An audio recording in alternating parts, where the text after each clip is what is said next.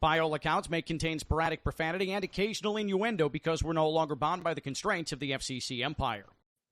Zach, let me ask you, would you consider yourself a liar, or in a period of your life you lied, or maybe it's white lies, or maybe you pick your spots? Would you consider yourself at least partially a liar?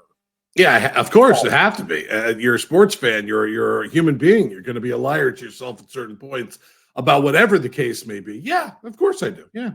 Yeah, and I think that as a sportsman, you're 100% right. I think that a lot of us in our life, like, yeah, I'll take out the garbage and do that. And then either you forget or you were just outright lying. You weren't planning on it. Or your kid says, let's go play outside, and it's 105-degree heat index. Like, oh, yeah, just give it a little. And like, you have no intention of doing that. Those are, for the most part, harmless lies. But I'm with you. I think unless you are – I take pride in this, not a serial philanderer, the extent of your biggest lies are you as a sports fan. And I'm telling you, I have seen the light over the last couple of weeks. As sports fans, I think that is where we not only lie to other people the most, but we lie to ourselves the most. Let's get to the open. By all accounts, is not recorded in front of a live studio audience.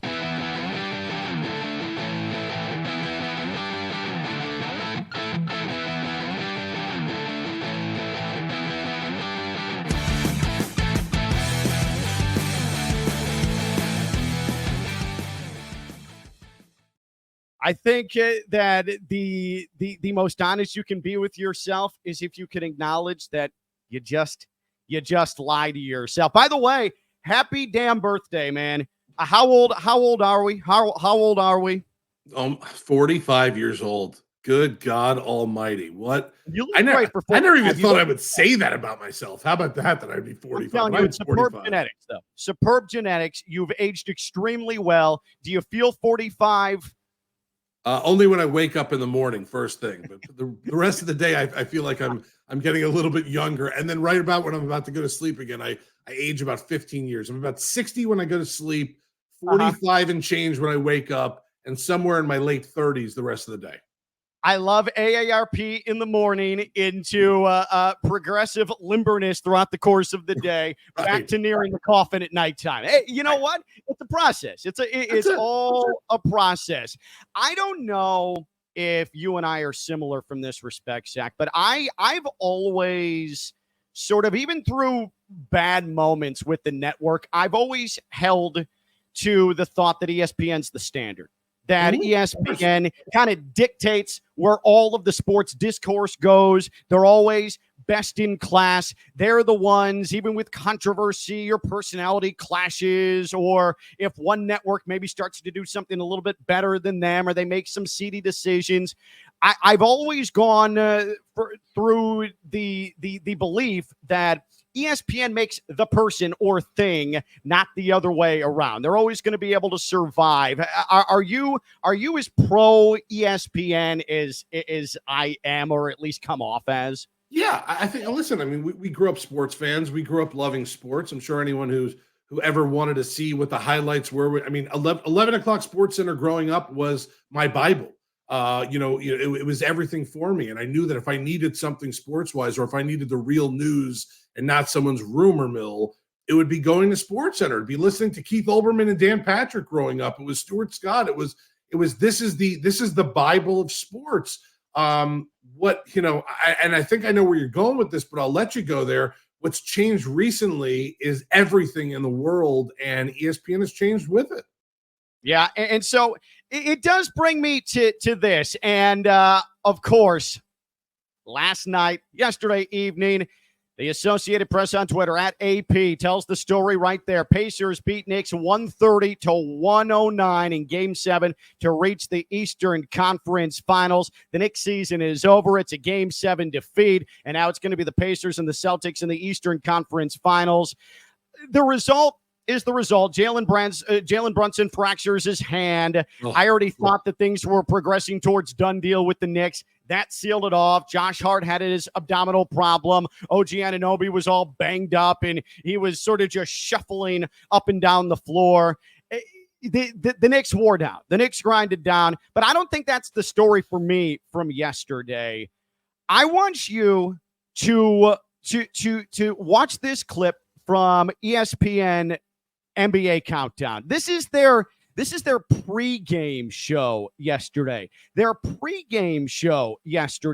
I want you to look and see. And again, this was the NBA on ESPN at ESPN NBA. This is their actual account, and they're pumping this up.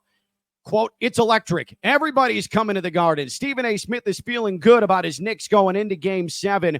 Before we hear from Stephen A., did you see the opening clip, Zach, where they have Jalen Brunson walking into Madison Square Garden, and then they have Halliburton walking into Madison Square Garden, and then they show Stephen A. Smith in his cream-colored suit like he's playing in the damn game walking into Madison Square Garden? What in the hell was that? It's incredible how they took Stephen A. Smith and kudos to Stephen A. Smith for all his years at ESPN becoming the number one person at ESPN by far. Not even close. There isn't even a close number two. And it used to be the anchors that were the number one and number two guys, like we was talking about before, with Olbermann and Dan Patrick and Stuart Scott and all those guys. They were all like the number one guy. Stephen A. Smith's by far the number one guy. When I saw that yesterday and what I've seen over the last couple of weeks, even years with Stephen A. Smith when it comes to his coverages, I would just leave him off when it comes to the Knicks stuff because you're not going to get anything patent. It's all patently absurd when he gets on there talking about the fact he's such a fan and this and that. I get we have to be objective in the sports business. I can't sit here and wear a Panthers jersey. Well, no, I'm wearing a Panthers jersey. But, you can't sit here. I'm not going to parade around and talk just about the Panthers all show today, even though I'm proud of them. What ESPN does with Stephen A. Smith and the pedestal they give him for this, it's absurd. It's absurd that the national pregame show is all about the Knicks. How about the fact you should sprinkle in, even though it's not on your network, and that's fine, the fact that the defending world champions go into a Game 7 against Minnesota later on that day, and Jokic might get jumped and knocked out of the playoffs as three-time MVP, best player in the league, going to a Game 7. They lost like 2 playoff games in the last 2 seasons, and now all of a sudden they're going to be in a Game 7. It's ridiculous. But this is what's happened to ESPN. They are not driven by sports anymore. They're driven by personality. The Mike Greenbergs of the world, the Stephen A. Smiths of the world. Listen, you wake up in the morning, all you do is hear about the Jets with Mike Greenberg, and that's all you get there. And then at night, now you go to the NBA stuff, all you hear about is the Knicks. ESPN has turned into a kind of shoe-in for New York, and that's all it is.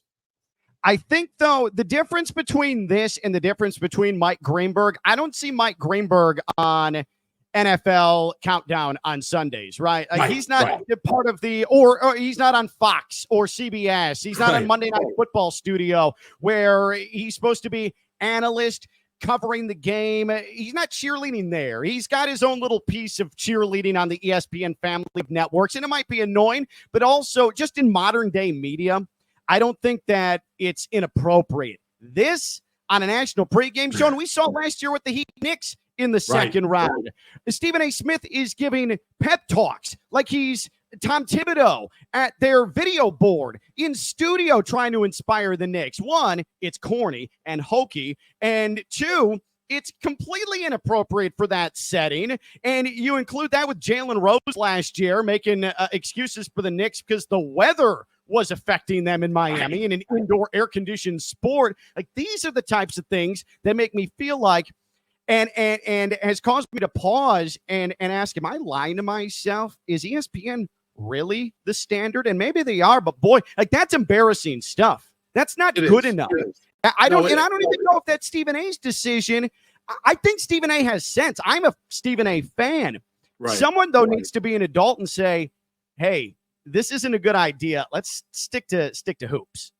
Listen, I'm a Stephen A fan too. I love Stephen A. Smith. I think he's great when it comes to the shows and all that stuff. He does a great job. I think Stephen A. Smith has absolutely fallen into this love bed. It's like when you see that commercial of like the guy falling into the bed with all like the roses and petals and everything of this ESPN love bed, because they love him so much he can do whatever he wants. And whatever he does, he is the star of the show. No matter if it's an all-star game, kind of the celebrity game, let's go to Stephen A. Smith. He is the guy. I don't know what ESPN would be like right now, to be honest, without Stephen A. Smith. Like, what would happen if Stephen A. Smith wasn't at ESPN and he was at Fox or doing his own thing or whatnot. My biggest thing with Stephen A. and ESPN is you're the worldwide leader. You are the number one sports entity in the world. They are. ESPN is where, like we always talk about, you go for everything. How do you have the worst pre and post game shows out of all the networks, and you have all this stuff and everyone behind you? I would watch the TNT pregame and postgame if they were doing softball. It didn't even matter what they were doing at this point. I can't really watch the pre and post game or the pregame because they don't really do post anymore, or they do a little bit. I can't really even watch it anymore because it's just unwatchable. Michael Wilbon, I'm sure, is a great guy. Stephen A. Smith, sure, he's a great guy. All these are great guys. Their pregame and their postgame, when they put it on, is never the best on TV ever, and usually not even the second or third best. It's really scary how you could be the biggest sports entity, the number one in the whole world for sports, and you have pregame shows that literally I'd rather watch paint dry than watch those shows. It's one thing to be lacking behind, say, TNT. Like, fine, that's the standard in terms of studio shows, and you can admit defeat with that.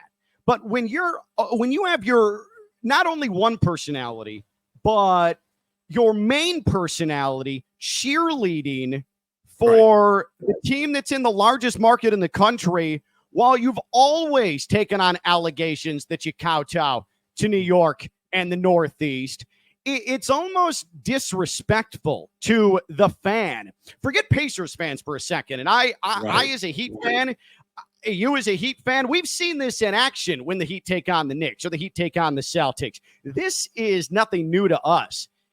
But look at it from a broad perspective.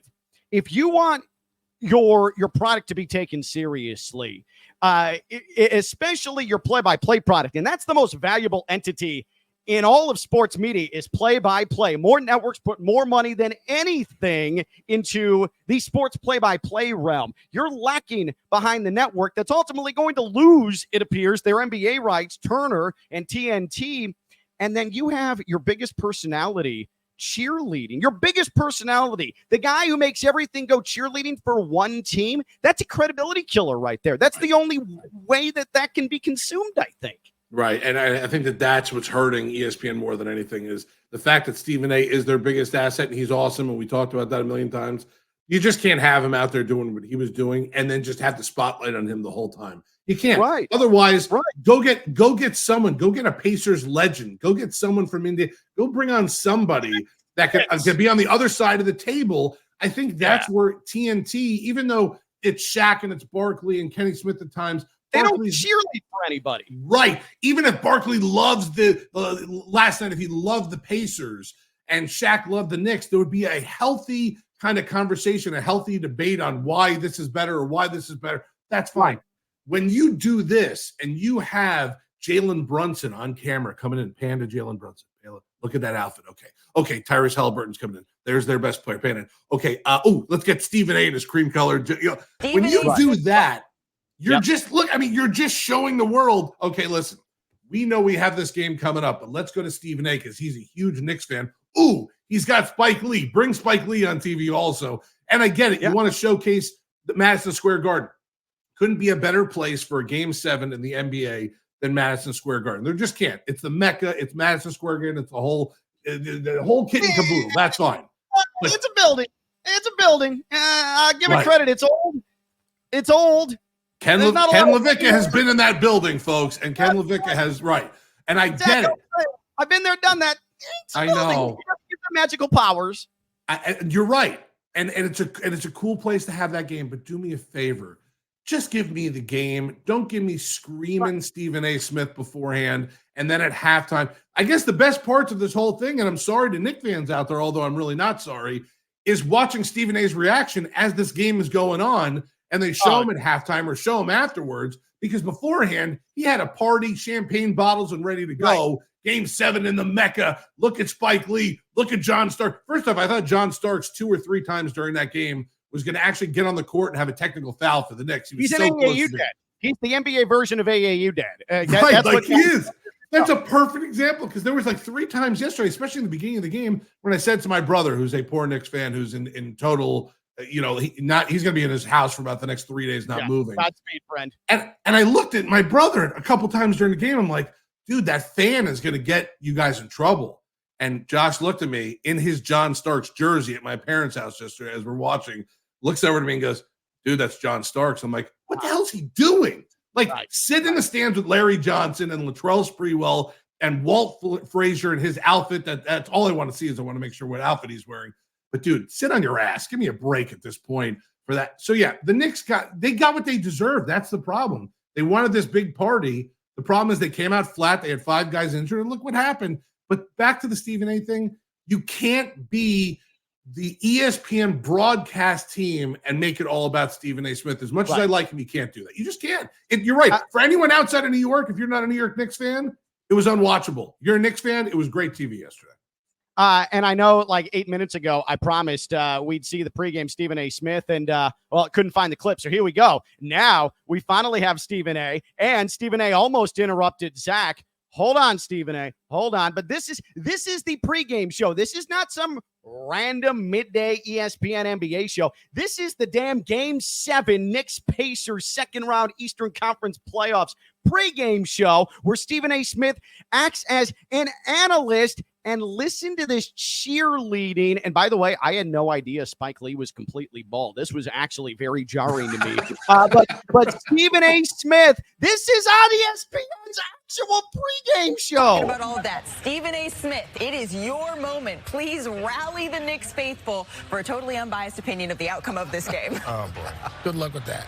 Well, see, I don't have to rise New York to the occasion because they all here. Everybody's ready. Ignore Bob Myers, Mr. California. Ignore Will Bard, Mr. Chicago. They ain't here right now. You understand what's at stake. It's been since 2000 that we've been in the conference finals. We've waited 24 years for this moment right here. OG Anunoby is back. Josh Hart's going to play. When you talk about Game 7, it comes down to grinding. It comes down to guts. It comes down to who won it. Come up in here. Come up in here, Spike Lee. You come right here right now. When the hat falls off. This orange is blue skies, baby. This is what it's all about right here.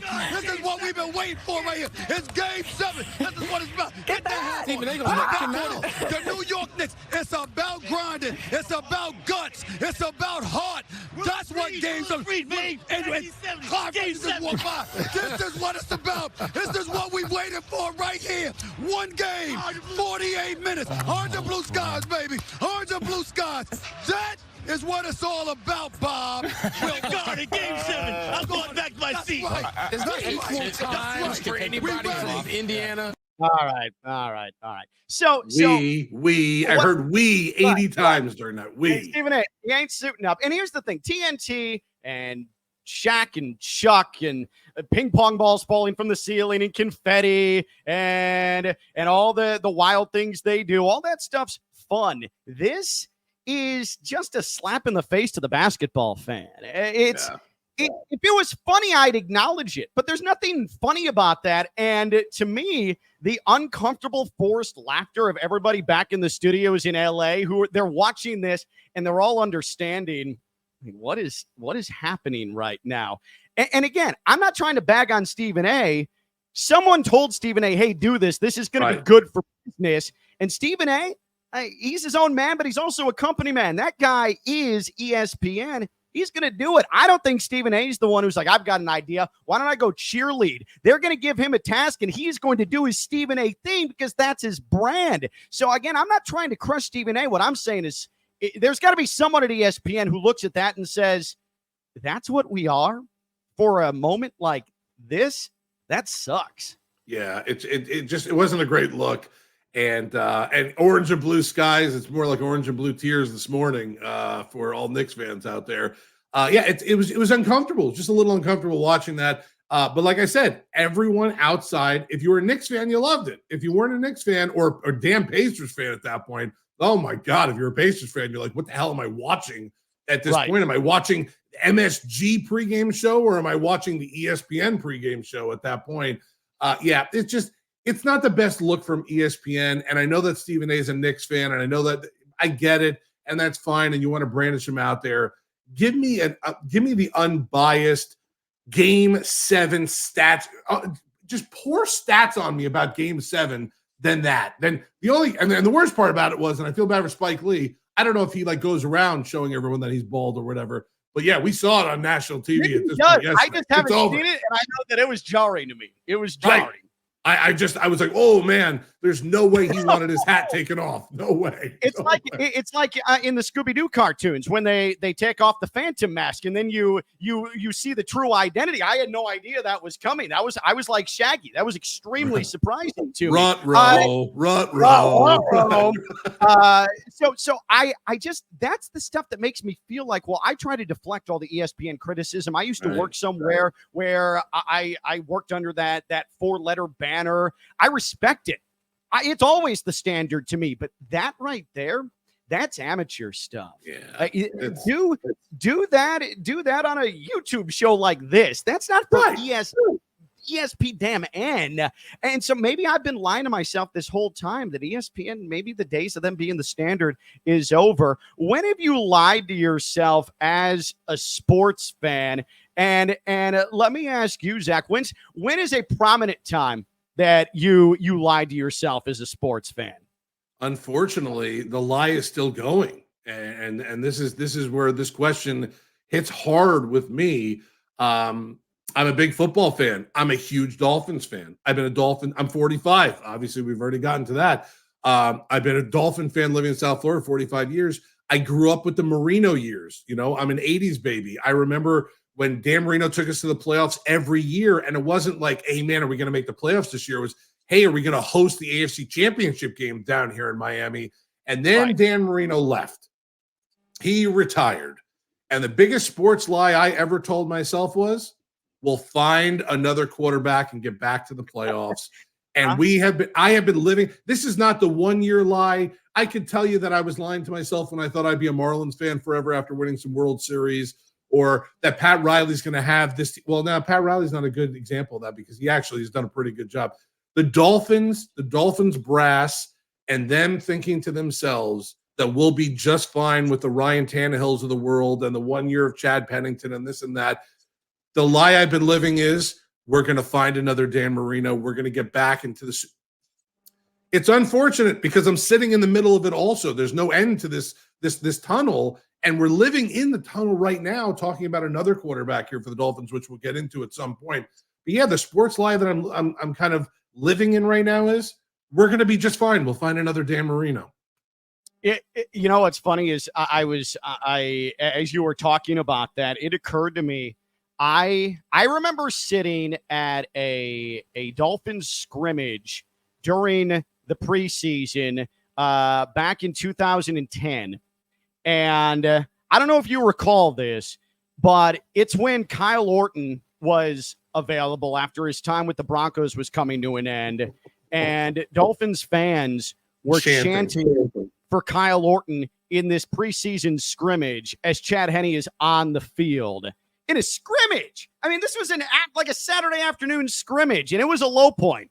It was certainly a low point for Dolphins fandom, but I hearken back to me truly believing when Chad Henne came to the Dolphins, and you remember he came in and things were good because Chad Pennington had brought the Dolphins glory in 2008, and he was going to be a natural handoff, the strong-armed, quiet leader from Michigan. And if something happens to Pennington or his frail body falls apart, it's fine. It's fine. You got rocket arm Chad Henne. It's all good. And then you remember 2009, Chad Henne, Monday Night Football, throws that 60-yard bomb Ted Ginn against the Jets.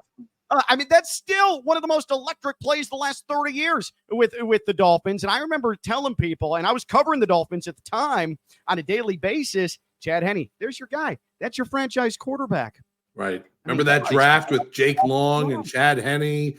And you thought that you got the future left tackle and quarterback, and this is going to be great. We finally did it. Ireland and Parcells, these guys know what they're doing. They're coming in here. They're gonna change everything for this team. Thank goodness we have people in charge that know what they're doing. No, we had some guys that came down here and took their damn checks. And Parcells, the second he could leave, left this team. And Jeff Ireland was the biggest clown show that this team has had in 20 or 25 years. And that's really, really tough to say with the clown shows that have been down here in Davie or Miami Gardens for the last 2 decades or 3 decades at this point. But yeah, that's literally I'm living the lie. It's like one of those, like, it's like when you're the untrusting husband. Like, I feel like the Dolphins are my untrusting husband. I can't You're trust just going them through anymore. text messages. Where were you? And trying to Right. peek at the phone. Yeah, that's what you. I want to look at the draft board every year after the draft is over to see who they had ranked, because I want to see what happened with those quarterbacks and why do we pick this, right? Like, that's just what I'm living. There's so much, especially down here in South Florida, over the last 2 or 3 decades that we could bring up as sports lies. There's been plenty down here. If you want to go through all the teams, we could. But I just think if we're starting this off with a bang here, and we're talking about the biggest sports lie you either told yourself or are living right now, I'm in it. I'm knee deep. I'm more than knee deep. I'm like thigh deep. I'm like half stomach deep in this lie. It's quicksand. I can't get out. Hopefully there's an answer, but then again, am I still living this lie saying the answer is already there in Miami Gardens? I don't know. And I feel like I'm drowning, Ken, and I can't get out of this. It's funny you mentioned quicksand. Did you know that getting stuck in quicksand and being unable to escape is actually an urban myth? Did you know that? I did not know that. Is that right? Yeah, it's basically just something that was done. created by cartoons. Yeah, no, I'm sorry at 45 that I have completely changed your life trajectory, but quicksand, not a danger. So all those Star Wars movies I saw when they were like flying into the sand and that's it. It's not complete shit. Huh? Yeah. There's no truth to that. Yeah. So you learn something new every day here. This is what you're going to get on the show, by the way. You're going to learn stuff on the show. Yeah. We're going to educate people here. Maybe that's right. That's right. Happy damn birthday, Zach Krantz. By all accounts, make sure to subscribe, by the way, youtube.com/@allacounts-show. There's 2 S's there, accounts and show. youtube.com/@allacounts-show. Subscribe, be a part of it. Follow us on Instagram @allacounts-show. Follow us on Twitter or X @allacounts-show. We'll have all the content up there, all the shows up there, and everything you're looking for. A nice, fun, fantastic listen for you, whether it's on your drive home or you trying to hide from your kids. By all accounts, with LaVicka and Krantz. And so you mentioned the Knicks. Let's discuss the Knicks real quick here, because Jalen Brunson, after the game last night, he was flat out asked whether he thought that the Knicks season was a success or not, at SNY_Knicks. That's the account we look at now. And he said, quote, "Did we win the championship? Did we get close? That's my mindset. This is how it is." In fact, let's go ahead and actually hear this. This is Jalen Brunson from last night. Again, this is right after the Game 7 loss, and him being asked, was this season a success for the Knicks?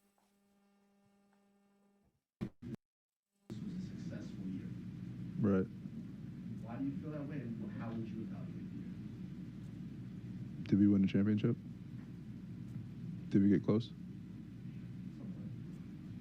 So, no. That's my mindset. This is how it is.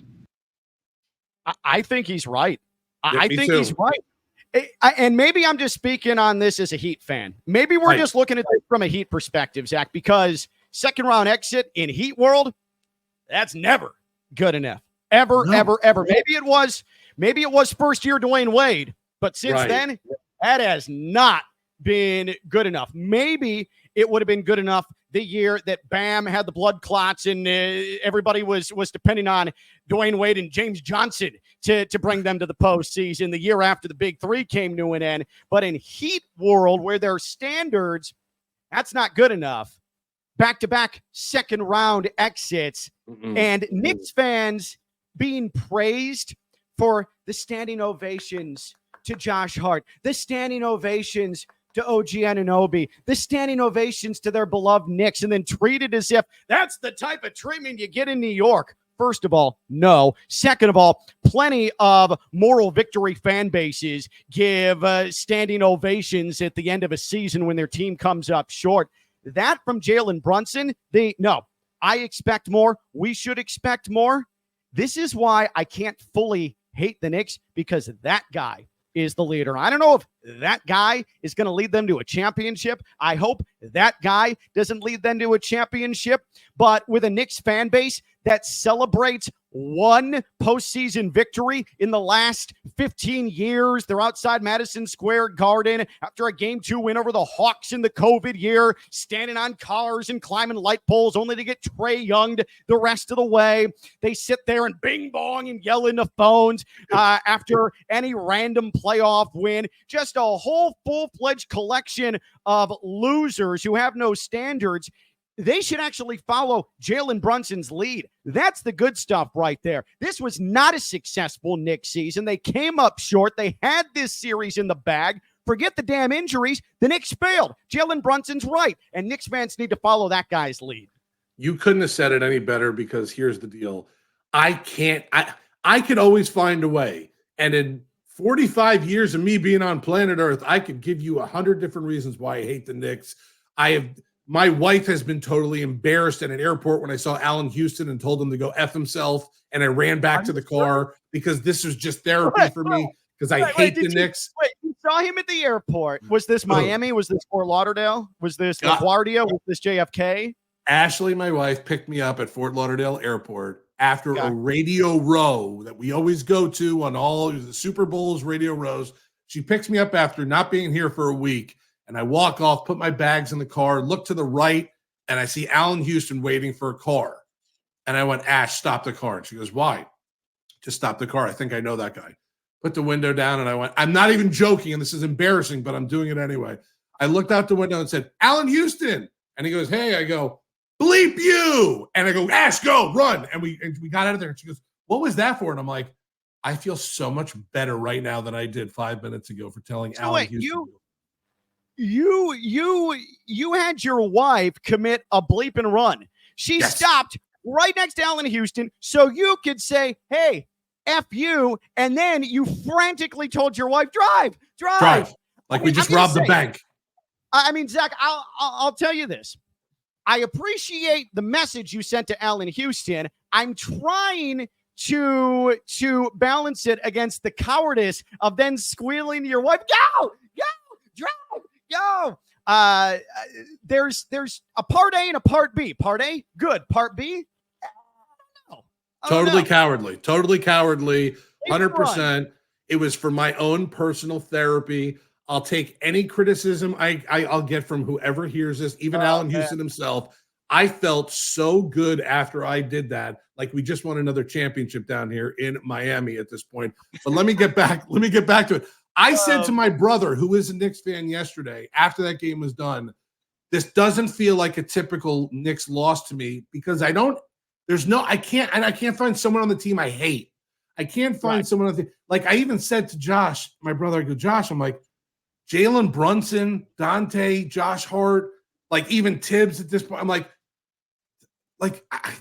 I think you might be going in the right direction. Like I really actually think if you keep that core together and have your front office actually try to build, Josh, the Knicks could actually be okay for the next couple of years. It's not your typical Carmelo Anthony loss where he shoots 80 shots in a game, has 12 points, and I just hate it, or Allen Houston Spreewell, or the old Patrick Ewing. It's like it's not there. Amari Stoudemire when he came here to Miami and hit the fire extinguisher. Like it's not there. And I felt weird about it because for a split second, and I promise you it was just one split second, I kind of felt bad for my brother because he was so into that game 7. And then I came to the realization it was the Knicks, and I hate the Knicks, and that's fine. But there's not a guy. I don't hate. How could you hate Jalen Brunson? I want my star player. I want Jimmy Butler. I want Tua. I want Barkov. I want all my guys. I can't even name a player on the Marlins. That's why I'm not saying that. But I want my guys, after a loss like that, to come out and say, this was not successful. We did not win the championship. Right. And I like Jalen Brunson. He's a little floppy for my taste. But again, in the Eastern Conference, there's a big 7-foot flopper in Philadelphia that cannot be topped ever. Right. Ever. Who is a scourge on the game of basketball. But that's the type of stuff there where, this wasn't a success. Like, Knicks fans, if you're serious, if the Knicks are a serious organization, that's not going to be good enough. Right. Period. So enough with the let's go viral outside of Madison Square Garden. Enough of the moral victories. It's very unbecoming of a city like New York, by the way. If you're going to say, that was a good year. You literally You ended up playing one more game than you did a year ago. You lost in game 6 to the Heat. You lost in game 7 to the Pacers in round 2. You didn't make any progress. And the other thing, too, making Tom Thibodeau this scapegoat because he plays his guys heavy minutes. I have no problem saying this. I think Brian Windhorst said it on Monday morning on Get Up.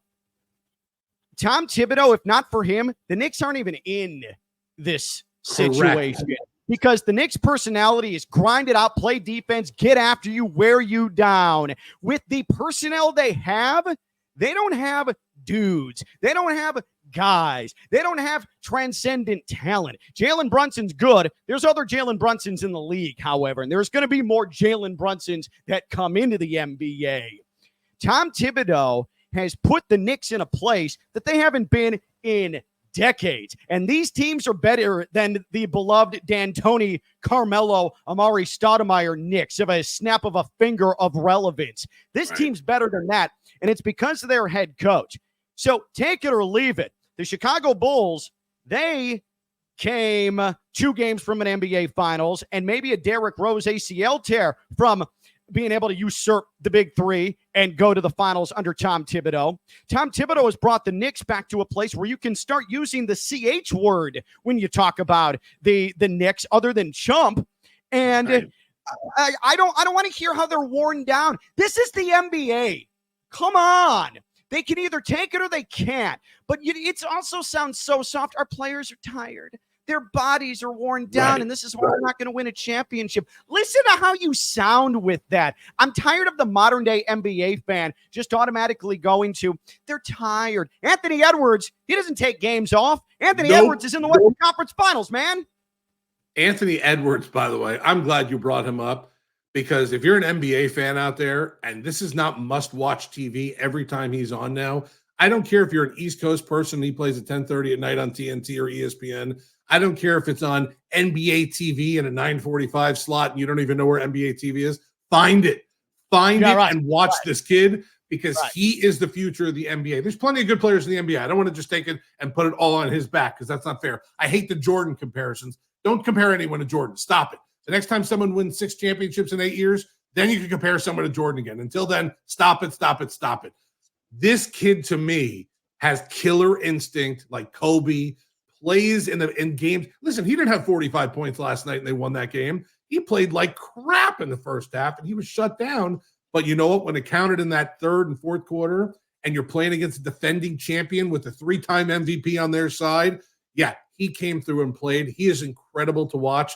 And let me tell you, if anyone has a chance to sign that guy in a couple of years, if he doesn't go to Minnesota, you better put out every dollar you can. If the Heat could trade everyone and their mothers for Anthony Edwards, I would take it. He's just an incredible player to watch. I wish he was on my team, but any night he's on TV now, and now I'm glad he's kind of in the Western Conference Finals so we can see him, and we're going to have a new champion this year, which is nice too. It's the irony in the NBA is fantastic now. But Anthony Edwards, to me, if I'm buying a jersey, if I'm a new fan of the NBA, that's my guy. So let's I want to get to Tua for a second here. But again, by all accounts with Levicka and Krantz, subscribe. It takes you 2 seconds. It takes you 2 seconds. YouTube.com/@allaccount-show. @allaccount-show. YouTube.com/@allaccount-show. And we're going to be consistently updating all of our social media as well. Twitter @allaccount-show and Instagram @allaccount-show as well. It came to our attention this week, Zach, as we head to Twitter. Jonathan Jones, CBS @JJones9. Sources to @NFL on CBS. Dolphins quarterback Tua Tagovailoa has skipped the majority of voluntary offseason work as a long-term extension with Miami has yet to materialize. Answer this question for me, Zach.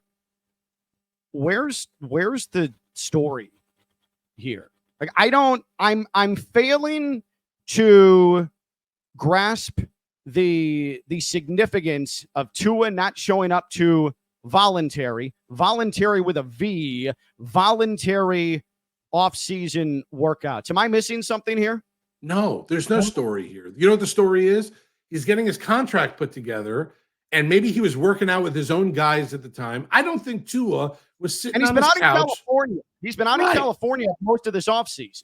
Right. I don't care if he's in California, Hawaii, Texas, if he went to Germany, Australia, I don't care. Show me a couple videos of him working out and throwing a football around, whether it's Nick Hicks and the Perform Institute or whatever the case may be.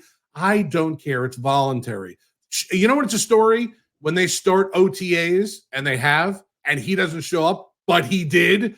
That would be the story. Okay, a whole team is there. They're putting in some work. They're not doing a lot, but Tua's not showing up. Okay, well, they're working on the contract. Then maybe you have a little bit of a story.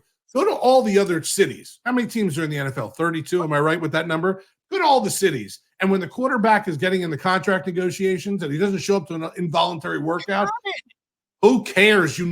He's just waiting for that pen to go on the dotted line, which will be any time now. We're going to break this news, whether it's in the middle of one of our shows or the day after our show, or probably with our luck, the second we sign off, he'll sign the big extension because that always happens. But honestly, unless you heard from his camp saying we're so far apart and we really might need to ask for a trade at that point, there's your story. Until I hear that, until I hear Tua's agent come out and say, we're so far apart, this thing could actually be a big problem, it's not a story. Voluntary work. I didn't show up for the voluntary thing at my radio station that we had for appreciation because I had to take my kid to the dentist. My boss didn't call me and ask me if I'm ever coming to work again. She just said, is everything okay? Yeah, I took my kid to the dentist.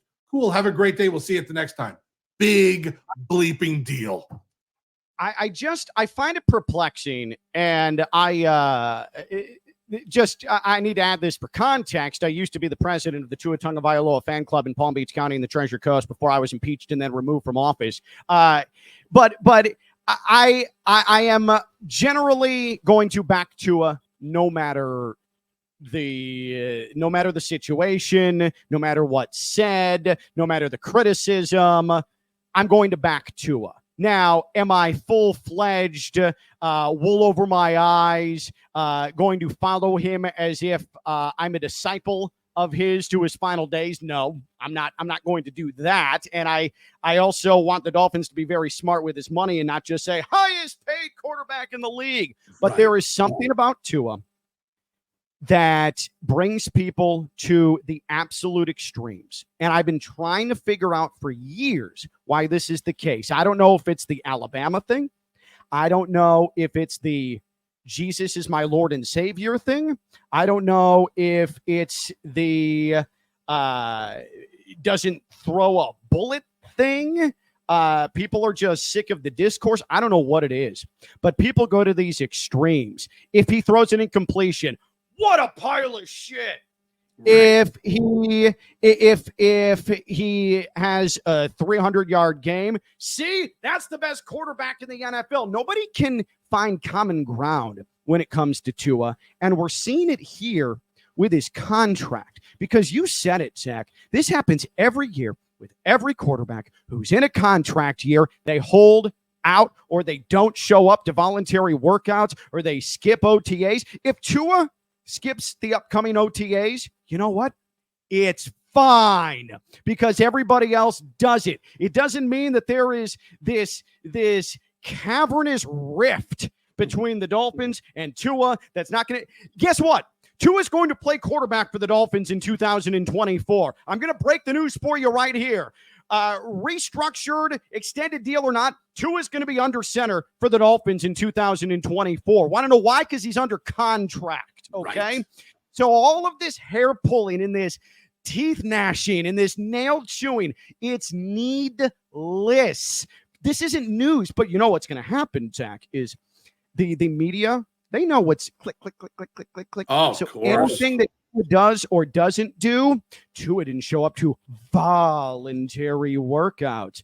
Tua didn't show up to the OTAs that any other quarterback that holds out decides not to come to. Tua showed up a couple of days late to report to training camp, and we're going to pull our... You know what I saw on social media this morning? Dolphins fans freaking out because Tua and his side had the audacity to turn down one contract offer. Right. Are you people listening? Like, this is business. Right. Like, do you think the business is done where a CEO walks into another CEO's office and says, hey, I'll buy your company for $500,000 and a box of Cheez-Its from Sam's Club. And the guy's like, oh, okay, shake hands. Like, that's not how business works. It's a give and take. It's a negotiation. It takes days. It takes weeks. It takes months. Like, would everybody take some Valium and chill? Like Tua, I mean, Zach, Tua brings people to the most irrational places of their subconscious. He's the most polarizing player, I think, really in the NFL at this point. I really think he is. I think there's plenty of good players in the NBA, NFL. I think there's great elite. I think they're all over the place. For some reason, everything this guy does, like you said it before, good game, bad game, contract negotiation, showing up for OTAs, not showing up for OTAs, whatever the case may be, it's something that's headline news and everyone has to have it, except for kind of the people down here in South Florida a little bit because they kind of know what's going on. But for Jonathan Jones and guys like that out of town, they hear word that he didn't go to a voluntary workout. Well, he's not showing up. There's a big problem. I just think that you need to put everything in perspective with Tua and with the quarterback situation. Take his name and make it anything else. Make his name Mike White and see at that point what happens with that when we're talking about it. It's not that big of a deal. Oh, he'll sign the contract. We'll get him into camp. It'll be fine. But it's Tua, like you said, coming from Alabama, winning national championships, playing for Nick Saban, being the 5th pick in the draft over Justin Herbert, who came into the league, and he was the next Dan Marino, who still hasn't won a playoff game at all. Same thing with Tua, but still hasn't even gotten there, really, except for blowing a big lead in one of the games. But you just look at Tua, and it's just like everything this guy does. It's front page material. How about this, everybody? Take a deep breath. I'm not a fortune teller. I don't think Ken is either. Maybe we'll learn that in the next episode or not if he is, but I don't think he is. I also think that Ken's right, that the starting quarterback for the Dolphins this year is going to be Tua. Whether he's playing under a 5 or 6 year extension for $100 billion, or he's under that 5th year option because they couldn't come to anything and they need to put him under something. It doesn't matter. He's going to be the quarterback this year. If he doesn't sign an extension, I'd be shocked. If he doesn't sign an extension before the season starts, I would be completely shocked. And at that point, maybe we have some news. But until then, they're negotiating. He's the starting quarterback. That's where all the money in the NFL goes now, is to that starting quarterback. He wants to get paid more than the last guy did. That was Jared Goff. So now all of a sudden the dollars moved up a little bit. Of course, that's the whole thing. But if we're talking about a quarterback, this is what happens. But we're talking about Tua. It's front page breaking news. Give me a bleeping break at this point. I literally, every time Tua comes up in the news, I know it's going to be for something stupid, and not for something stupid he did, for something stupid and someone's kind of point on how crazy it is. Right. I promise you it's okay to acknowledge that Tua is really, really good and doesn't get enough appreciation, and also acknowledge that he's maybe not the best quarterback in the NFL. Like, I promise you can live in that headspace. That brings me to this. So I love overthecap.com. And this is the current rundown. You're looking at the current rundown, and if you're listening on the podcast, I'll go through the numbers with you. But the succession of highest paid quarterbacks in the entire NFL. For those on YouTube, we'll take the logo out of the way so you can see in full here. All right. So this is just sort of going in order of average per year salary. Okay. So Joe Burrow right now is on top at $55 million per year. Okay. He has fully guaranteed 146.5, total guaranteed 219. So that's guaranteed after he hits certain incentives, things like that. Jared Goff, with his new 4-year deal with the Lions, he's now at $53 million per year. There's Justin Herbert at 52.5 now. Lamar Jackson at 52 million after he signed last year, and then Jalen Hurts at 51 million. Now, let me ask you, Zach, Tua, does he deserve to be somewhere within those top 5 based on the people and the numbers that we just talked about? Burrow, Goff, Herbert, Jackson, Hurts. Should Tua be in those 5 names, or do we have to go down a little further into the Kyler Murray, like Kirk Cousins territory? I think he is in between Jalen Hurts and Kyler Murray in that category. He's right there, right under the top 5 and very close to it. Jared Goff, to me. Hurts real quick. Let me hold on. Hurts 51 million and Kyler Murray 46. That is right. per year salary, and then Hurts is 110 fully guaranteed, and Murray's 103 fully guaranteed. There you go, just for context. Right, and I think that's where he is. And if he ends up being a little bit more than Jalen Hurts, and right in that Lamar Jackson category, that's fine also. I don't think he's Daniel Jones $40 million a year. I think if you offered him $40 million a year, he would literally rip it up and throw it in your face, because that's just not where he should be right now. Yeah, I know he hasn't won a playoff game or a Super Bowl or anything. I get it. Well, so is a lot of people on this list, by the way, who haven't won a playoff game or a Super Bowl. Joe Burrow got his team to the Super Bowl very early. Jared Goff and that Detroit Lions team is really good, and they're probably going to be good for the next couple of years in general. Justin Herbert hasn't really done anything, but it's the whole lore of Justin Herbert, so he's going to get paid like that. Lamar Jackson's won MVP twice. If there's a guy on this list that should be higher than he is, probably should be Lamar Jackson. And Jalen Hurts got his team to a Super Bowl. So right underneath that, look at the names. And I know you just said Kyler Murray. And in order, without kind of giving out the numbers, Kyler Murray, Deshaun Watson, Kirk Cousins are the next three. Yeah, he should be above those guys at this point, or right there at there. And then you go down the list a little bit more without giving away the money stuff. Patrick Mahomes and Josh Allen, two guys you didn't name yet that should be the top of that list, not even a question. Right. And they're not up there. And they're not crying because they know the money's going to be there. Tua is going to be in that top five, I think. He is going to be in that top five. He's going to knock Jalen Hurts probably out of there when it's all said and done and the contract gets done and guarantees are all done. And I'm perfectly fine with that. What else do you want to do? You want to not pay the guy and move on and look for another quarterback? You want to draft Cam Ward from the Hurricanes next year? What do you want to do, Dolphin fans? Because I just want to get a guy in there and see what can happen.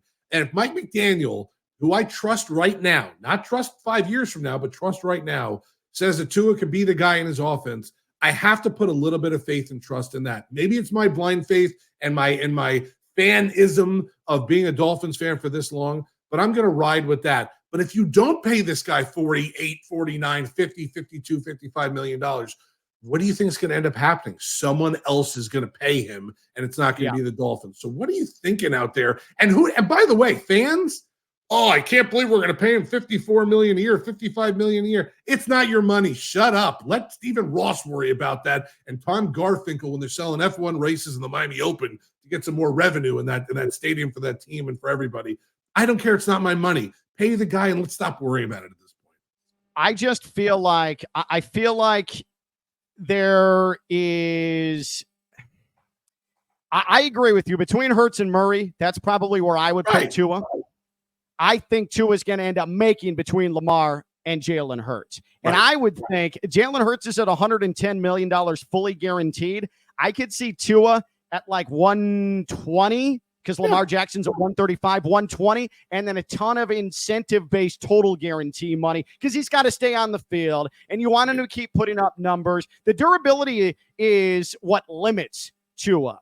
And so if you put in incentive-laden total guarantees, I think that would make fans, and even me, who's a Tua endorser, but I certainly understand the flaws of Tua, that would make me feel better about the entire situation. All right, so let me ask you this, Ken. So going into last year, start of the season, maybe, and both of us have been around this Dolphins team and seen rosters for the last 20 years, maybe the single best roster this franchise has ever had, top to bottom, last season. I mean, we're talking from quarterback to long snapper and everyone in between. Probably the best roster they've ever had. They did not win a playoff game, and I can understand people's frustration with that as well. That's plenty fine. I get it. What are you going to do if you have to start all over with a quarterback for this team? If you start all over with a quarterback, you might as well blow the whole thing up and just start the whole thing again. Because what are you going to do? Put a 22-year-old quarterback in here with Tyreek Hill and Jalen Waddle and pay them both $30 million a year. You just brought in Odell Beckham. You think that's going to be good for a quarterback that's just getting his kind of feet wet in the NFL? No, it is not. Let me give you that advice right now. No, it is not. Go back and look at any teams that have young quarterbacks and veteran wide receivers, and especially if they're a little bit diva on them, it never worked out for any of those guys. Ask Chad Henne how he feels about Brandon Marshall and all that. So, yeah, go back to all these things, and that's plenty fine. I just look at the fact that this Dolphins team is right there on the cusp, or we're right there on the cusp. Maybe they took a step back, obviously, this year because of player personnel and guys they had to lose. But what does the Dolphin fan want out there? Because there's such a split, like you said. You could go get 10 Dolphin fans, line them up here on our show, and ask them, each one of them, do you like Tua or do you not like Tua? I think you're going to get a 50-50 split. Oh, he's great. He's our guy in the future. Next guy can't throw a ball. He throws ducks, this and that. That's fine. Okay, so the guys that he throws ducks. You want to go draft a kid? You want Mike White to start the season and see what happens? You want Skylar Thompson? You want to bring one of those guys in and have them do it? Or do you rather go with a guy that right now, when he's healthy, and the question I wanted to pose to you before was, going into last season before it started with that roster, the number one thing I think for Tua people out there, whether you loved him or hate him, was durability. Can he last the season? Yeah. They basically showed you last year he could do it. I'm more worried about Tua, late season Tua, and cold Tua than I am. More than I am hurt Tua. Right. I am. Right. I'm right there with you. You know what? You got to get over that Buffalo hump. If you're a Dolphins fan, you know that already. New England is kind of New England at this point. It's not Brady and Belichick New England anymore. So at least you have that in your back pocket. And up there in New York, well, you got the Jets and they have Aaron Rodgers. We'll actually see what they're like this year because we only got to see 4 plays of that last year, which is still one of the funniest stories ever. Not that he got hurt, but just Jets funny story. But beat the Bills. The schedule's out. Beat the Bills in week 2. Okay, beat the Bills in week 10 or whatever it is also when you have to actually play them. Like, do that. Beat them in the nasty 8:30 p.m. Hopefully it rains all day heat on that Thursday night here for the Buffalo Bills so they could cry to OSHA or whatever the hell they cry to up there in Buffalo. And then when you go back up to Buffalo right before Thanksgiving, thank God it's before Thanksgiving and not after, and you don't have beat them again. And you know, if Tua does that, if Tua beats some of these teams, then I think the perception of Tua is going to be so much different. The problem is, and we saw it last year, Tua beat up on the bad teams, and then when he played the good teams, he lost. And that's the way people are looking at it. The worst kind of taste you could have in your mouth is mediocrity. And I think that's what they have with Tua at this point, where he's good versus the bad teams, bad versus the good teams.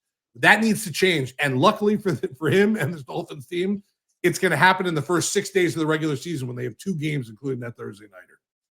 Hopefully the mediocrity is left to us. By all accounts, with Levicka and Krantz here. YouTube.com/@allaccountsshow. YouTube.com/allaccountsshow. Hit subscribe, hang out with us, and we'll be here for you with plenty to digest and hang out with each week. Again, YouTube.com/@allaccountsshow. What's been, Zach, your as we get to our next account here, what's been your relationship typically with Boston fans? Oof. Hate them. Like, they hate. Yeah, like my parent, my mom and dad are New Yorkers, so but they've been down here in Florida so long they're Floridian. So like we have no more New York ties outside of we love bagels and pizza from New York, and that's about it. Boston fans, though, you know what? For 20 years straight, I hated the Patriots and Tom Brady and that Belichick team and those Patriots. I hated the Celtics because of Garnett and Paul Pierce, and still do. Anytime Paul Pierce talks now, I want to vomit. And we just saw him with stomping on a Jalen Brunson jersey. Real classy guy, Paul Pierce is there. Go back with the video that gets you fired from ESPN. Paul Pierce is slowly losing his mind, I feel. Doesn't it seem like it? Like, what the hell is going on with Paul Pierce?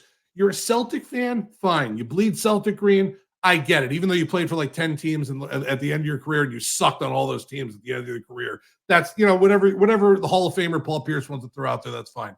But you didn't even play the Knicks. It's not like you just beat the Knicks and you're stomping on a jersey at the end of it. And what the hell are you stomping on a jersey anyway for? What the hell is wrong with you? What's wrong with you, Paul Pierce? Something's legitimately cerebrally wrong with Paul Pierce. It's very, very bizarre. But you know what? Not my problem. I got into – all right, I threw myself into hockey Twitter voluntarily. This was probably my fault. Now, I'm very, very, very excited about the Panthers, and I love getting caught up in Stanley Cup playoff runs, and it's been so much fun since the Panthers have become relevant and now championship contenders to follow this club.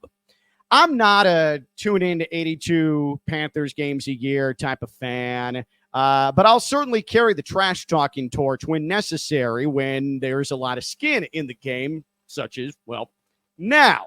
Right. I voluntarily threw myself into the muck, okay, into the hockey primordial ooze.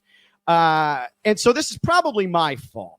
But I felt a certain way after game 2 of the series against the Bruins when Pasternak asks permission from his coach to go fight Matthew Tkachuk. Like, literally ask permission. I've never seen that before. Like, could you imagine in grade school coming home and saying, Mom, can I go fight David at the playground? Like, what is that? What are you doing? Just go fight. So he asks permission. He comes out onto the ice, and Matthew Tkachuk proceeds to lay his ass out. But a mighty tough Boston fans, they thought that was dirty. Matthew Tkachuk, dirty fighting, because Pasternak had his knees barely on the ice when he got clubbed with a right hook. That wasn't the proper way to fight. They took time. Sully from Southie took the time to pause The Departed, his regular morning viewing. That's scumbag behavior. So I felt a certain way after that, because Bruins fans certainly want, and Original Six fans certainly want to say that's playoff hockey. That's the toughness. But then all of a sudden, he punched him too unfairly. Like, which one is it? You can't have it both ways. So then imagine my joy when in game 3 of the series, after hearing 48 hours up, Matthew Tkachuk, he's got it coming to him. Matthew Tkachuk going to get hit in the knees. Matthew Tkachuk going to get knocked out of the game. Here comes Brad Marchand. Imagine my enjoyment when Brad Marchand early in game 3 tried to hit Sam Bennett and ended up injuring himself. Right. And was knocked out for the next 2 games. And immediately Bruins fans, that was a dirty shot, a sucker punch from Sam Bennett. And it was pathetic. Here's the tweet that I sent that caused the uproar. So there was a lot of back and to the left and back and forth Zapruder film footage of Marchand and Sam Bennett coming together along the boards. Okay. And Bruins fans swore they saw a sucker punch, swore they saw a sucker punch. But Brad Marchand, big tough guy, he was wronged, though. He's so tough, but he's so hurty now, and it's a problem. I tweeted the following. Bruins fans going from zealous bloodlust pregame to treating this replay like the Zapruder film postgame is one of the most pathetic things I've seen in North American sports fandom, have literally talked themselves into seeing something that doesn't exist. Now, as you can imagine, Zach, that was not met kindly by Bruins fans. He pulled the pin out of the grenade and threw it. I like it. Right. Now, well done. I do maintain, Zach, that no matter what angle you're looking at, to say that Sam Bennett purposely punched or sucker punched Brad Marchand, no matter how you look at it, that's not a sucker punch. Whatever happened, that's not a sucker punch. By definition, that's not a sucker punch. But you're giving Sam Bennett credit for having like Matrix-like Neo reflexes all in one motion where he can see from his peripheral vision Brad Marchand coming and then turn and throw a right hook to his chin, again, as if he's in the Matrix, as if it's a slowed down bullet coming his way, and he's flailing out of the way of it. Now, he was trying to brace himself, and he caught Marchand, and Brad Marchand hurt himself. I still maintain that. But me going after poor Brad Marchand and the Bruins fandom, I'm telling you, Zach, I have not met more mouth breather, caveman, scummy beings in any fan base. And I'm talking New York. I'm talking even Celtics fans in the same city. Bruins fans, they're like the lowest of low organisms that I've ever encountered. This was my first go-around with them, and it was disgusting. I want to go through a little of what I heard. I can't wait. I heard back on social media. So you got your typical from Dog 19. You're a fucking idiot. That was pretty common. That was probably the most common thing. Then you had at large, not massive. This is like the 4th hockey play you've ever seen, being that you're from South Florida. Let the adults discuss. The South Florida nonsense. Oh, you're in South Florida. You don't know puck or whatever they say. I don't know. By the way, I love that guy's name, by the way. I might have to steal it. Large, not massive. That sounds great. Not massive. Large, not massive. Awesome, then there's this. From Bonks Burner at Monkey Bank S.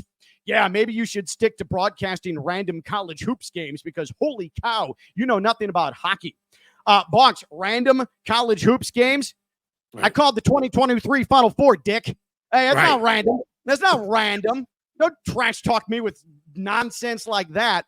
But then, like, Bruins fans really went for the jugular. Like, they checked the pin tweets, they checked the profile. Excited for this. Yep. This from at MMA Bucks 86. No wonder you lost your job, dude. You aren't very well versed in NA. I'm assuming that's North American sports. Are you? Should be a question mark there. Get out of Florida before your brain goes completely smooth. Wow. Ooh, take that, Ken Levica. You took on my employment status. Take what do I answer to? What do I answer? MMA Bucks 86. As they say, he got my ass. I don't know what else to say to that. You're right. Like maybe I just don't understand maybe Zach, maybe that is why I'm without a full-time job right now. And maybe he's onto it because I'm not well versed enough in North American sports. Do you feel like there might be something to that?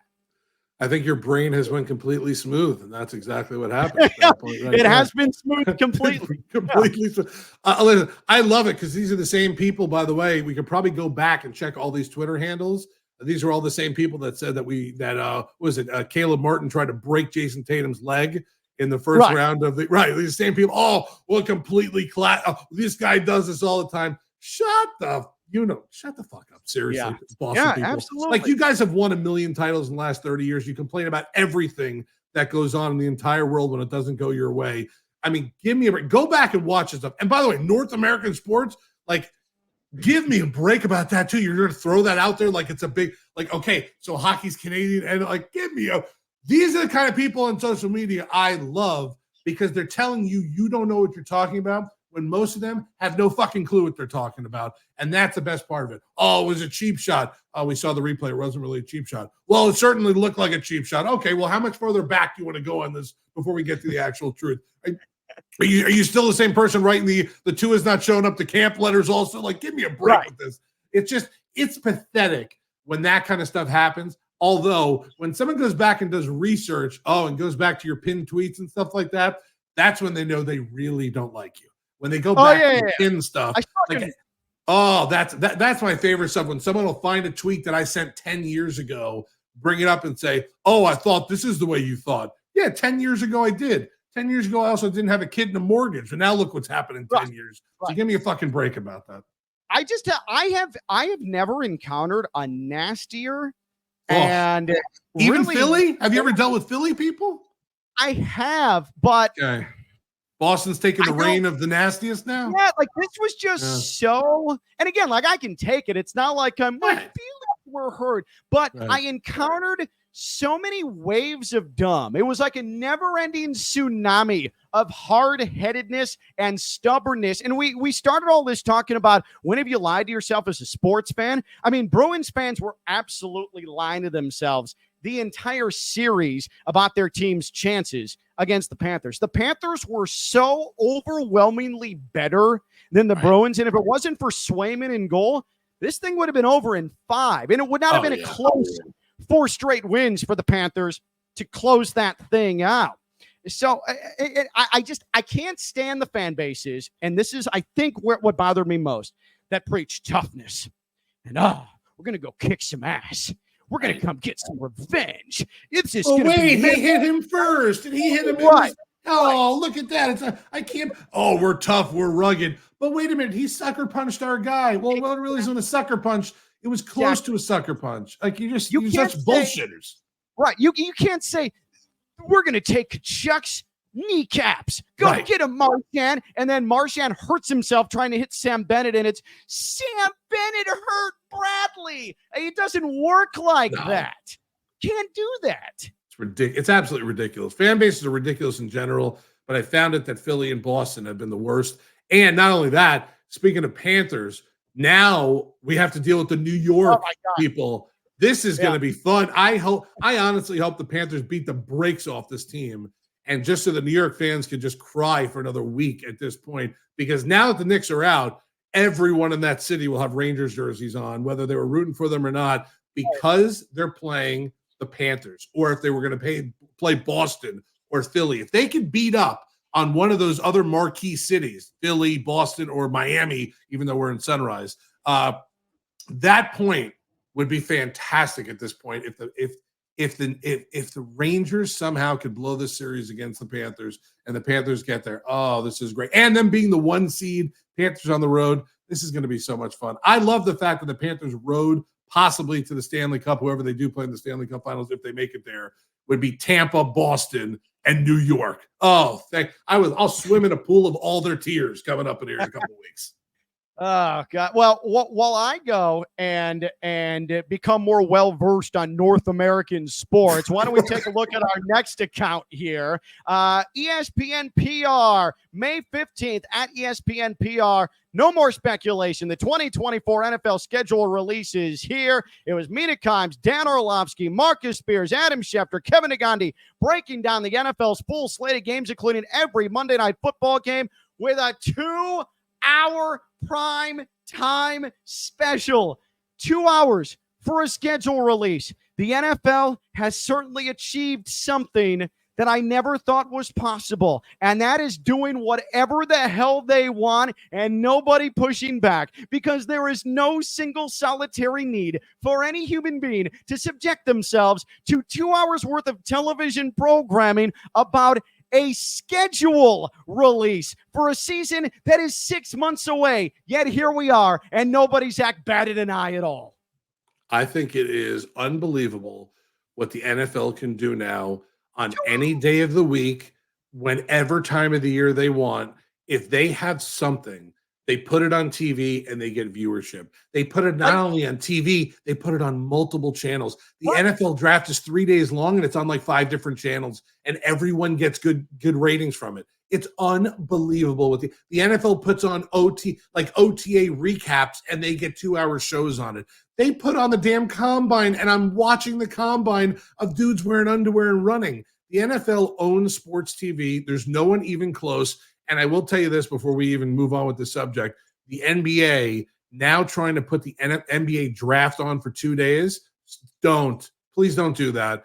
People don't know who's in the second round of your draft and normally don't even know who's at the end of your first round of the draft. In the NFL, dudes are being named in the 6th round that people know. It's a little bit different of an animal, but it is still ridiculous that for 2 hours on ESPN and probably, I'm guessing, on NFL Network, someone in the midst of 4 to 6 hours, they did schedule release TV. It's incredible. I still don't think we need Thursday, Friday, Saturday draft. I don't think we need Friday, Saturday draft. I just liked everything on a Saturday morning. That's like college me. That's college me speaking, where you wake up early, you're hungover, and then you keep drinking, get high, and you watch 14, 15 straight hours of the NFL draft on a Saturday. Maybe I'm old school, but I prefer that way. I loved it when it started. When it started at noon on a Saturday. That's when it used to start, like noon on a Saturday. And then probably by 11 o'clock at night, you'd be getting close to the end. And I would still have it on in the background somewhere in the house at that point. Right. But it is incredible. Ken, think about it. They could do whatever they want. They could put on a flag football charity game, put it on ABC, and they're going to have 10 million people watch it. Like, it's just incredible what the NFL has done at this point to make themselves not just number one, but number one with a bullet. There's no one even in second place close. Everyone's fighting for that second place trophy, and no one is ever going to get to that first place. It's just not going to happen. They could say, hey, Thursday night, Amazon Prime, 11:30 p.m. Eastern time, Myles Garrett is going to perform a lobotomy on a Browns fan. And people would subscribe to Amazon Prime, and nobody would question, why is Myles Garrett with no surgical experience and the results of a lobotomy in 2024 negligible and questionable at best? Why is Myles Garrett on an app performing a lobotomy? And you know what? Roger Goodell would say, it's a good opportunity to connect with the fans. And people would say, bravo! And then they go order a vacuum on Amazon Prime as part of their subscription, and then everybody would move on with their day. The NFL is unflappable now. And that's why we all kind of bitch and moan when you see how much Roger Goodell makes every year. He earns every penny of it because that league makes so much money, and whatever percentage he's going to get off everything and making deals and having Netflix have Christmas Day games and Amazon have Thursday games. And the only way you could watch the Dolphin game last year was to get Peacock for the day. And this is a genius organization that knows how to get every penny and suck every penny out of the fan and the sponsor. And that's why this guy earns all his money. I don't even hate on it. I think about 10 years ago, I used to be like, wow, I can't believe the commissioner's making $42 million a year. Dude deserves double that. He makes those owners so much money. The owners love him so much. The only way he's getting fired, and I hope no one takes this the wrong way, is the day that Roger Goodell dies. Like, that's the only day he's not going to have that job. He's going to have that job until he falls over. Right. He's the emperor. Yes. And so I got a kick, though, out of how many people were up in arms over now how many of the apps have NFL games. What is it? It's Peacock, and it's Amazon Prime, and it's Netflix. ESPN Plus, and now Netflix is in the mix. Like, for any other organization, you're right. It's bad business because you're asking your fans to go 5 different directions to get your product. It's objectively poor planning from a corporate standpoint. But the NFL, like we just laid out, there's no rules. They're charting new territory and not giving a fuck. Like, they can just do whatever they want. Well, remember, think about it. NBA had Christmas Day, and they took Christmas Day from the NBA, totally took it away. And then this year, they're going head-to-head with the first ever college football extension of a playoff. Like, they're going, and they just said, oh, yeah, by the way, you have games that day? Sorry, so do we. NBA, you have your 10 top teams or biggest name teams playing Christmas Day. Hey, sorry about that. We're going to go ahead and put 3 of our games on that day, and they're going to be 6 pretty good teams, maybe 1 shitty team, 1 really good team, and a couple of mediocre teams. We're going to get double your ratings in one day on 3 different networks. One's going to be on Peacock, one will be on Netflix, one will be on Fox. Maybe we'll throw something on NFL Network. Oh, and if you want that, you got to subscribe to your cable station.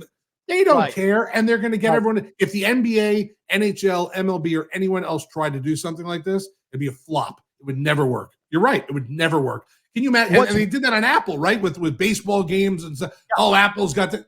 I guarantee you it's already a bust at that point. And I don't know the numbers, and maybe I'm way off, but I'm guessing it is a bust at this point because it's not football. And that's what rules this country when it comes to TV and watching. It does. I got a kick out of the fact that the NFL, like, how dastardly is this? Just let me lay this out here. So you've got your games for years and years and years on the major networks, right? And you've got Monday Night Football on ABC. And then that moves to cable, ESPN. And then for a while, Thursday Night Football was on Turner. Right. It was also on ESPN, right? So they dabbled in cable, but nothing. There was really no change in the TV landscape for a long time. And maybe some networks would pick up here and a network would lose it, but it was always accessible for people, right? And then you had the advent of DirecTV and Red Zone Channel. And it's like, wow, I can pay for this, but this is awesome. This is good. But then that wasn't enough for the NFL. So now you start getting into the app viewing. Now, the subscription viewing. We're in the new age. So what does the NFL do? They say, hey, Thursday night, Amazon Prime. They say, hey, exclusive games on Peacock. Hey, ESPN Plus. We're throwing you into the mix. And then what do? Just to jab the knife in, they wait for Netflix to say, we are cracking down on how many people can log in to one account. Netflix says, no more. We're not going to let you punks take advantage of us. And once Netflix starts to enforce that, then the NFL comes around and says, hey, Netflix, an account that everybody already had or was able to steal. Here's some NFL for you. Think how evil that is. It's so evil from Roger Goodell's standpoint. They waited. Everybody had access to Netflix. Everybody did. And then Netflix said, bleep that. No more. And then a lot of people lost access to Netflix. And then the NFL said, here's some big burly men hitting each other. Netflix, enjoy. Right. That is so downright dark on the NFL. The NFL, a bunch of geniuses in the background. That's what it is right now. Just counting money. I would like to work for the NFL just in their offices as the guy that just counts the money. I just want to count money for the NFL because I feel like they could print their own dollars. And maybe the NFL in 20 years will just print their own currency in the United States and just say, screw the U.S. government. Right. Who would be on the NFL's $1 bill? I actually don't even. I can't even remember on any bill. Actually, hold on. Let me just get just for reference. Is it George Washington on the $1 bill? I have no idea. This is. I'm going to say. embarrassing. I'm gonna go with yes, but I'm probably wrong. But I'm gonna go with yes. So yeah, $1 bill. Thank God is George Washington. Okay. Right. And then the $5 bill is Abraham. So let's do the 1 and the 5. George Washington, $1 bill. Who is the? Wow. George Hallis. It's either George Hallis or Vince Lombardi. Yeah, I think you got to go with Lombardi. I think you got to go with Lombardi because like the trophy's still named after him. But George Hallis like created the NFL. That's my point. He's got to be the 5 then. He's got to be the $5 bill. If Lombardi's 1, he's got to be the 5. You don't think it should be flipped around? It could be. No, either or is fine with me because both guys were the mainstays of that. George Washington, the first president, you know what I mean? So I guess he's on the 1. He's the number 1 guy. You have to add the distinction of, is Lombardi more popular than Hallis, even though Hallis probably had a bigger impact on the NFL to start it all off? That'd be interesting. Yeah, I would put, what? I'll put Hallis on the 1 and I'll put Lombardi on the 5 and I'll be okay with that. So how about this though? Let me throw a little curveball at you. Abraham Lincoln. The nation was divided. Civil War. Under his presidency, while there was a lot of strife still, the North won. The Yankees won. It reunited the country.